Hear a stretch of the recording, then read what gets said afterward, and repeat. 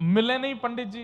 तो मंत्री महामंत्री रोते रोते रात में गए राजा के पास और जाके बोले, राजन एक बहुत दुखद समाचार है। बोले क्या? आपके गुरुजी पधार गए, जहां कथा करने गए थे वहीं पधार गए। राजा बहुत रोया।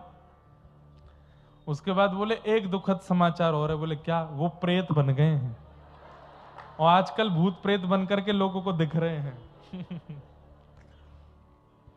राजा बोला, मेरे गुरुजी वो प्रेत योनि से कैसे मुक्त होंगे? बोले 1-1.5 महीने बाद आपका बिहार की तरफ एक चक्कर लगना है तो गया जी में श्राद्ध कर देंगे तब गुरुजी का। राजा बोला ठीक है, एक उनके नाम से दिया जलवा देना।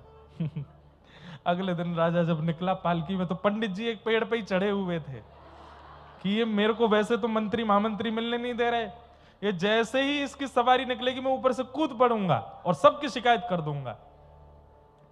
मंत्रियों ने पहले ही राजा को बोल दिया था कि वो प्रेत बने घूम रहे हैं।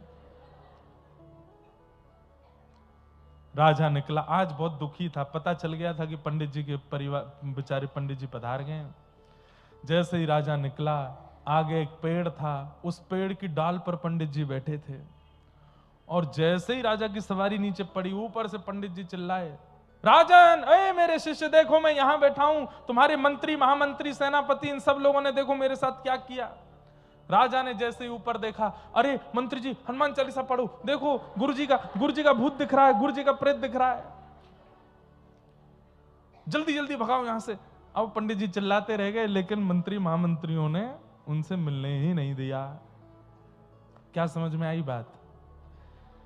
सीधा संबंध बिहारी जी से है, सीधा संबंध राधा रमन जी से है, सीधा संबंध जगन्नाथ जी से है, पर नीचे के सब धामवासी पंडा पुजारी दुखी कर रखे हैं। तो ये एक दिन आएगा मिलने नहीं देंगे उनसे आपको, भले ही आपका सीधा संबंध क्यों ना हो।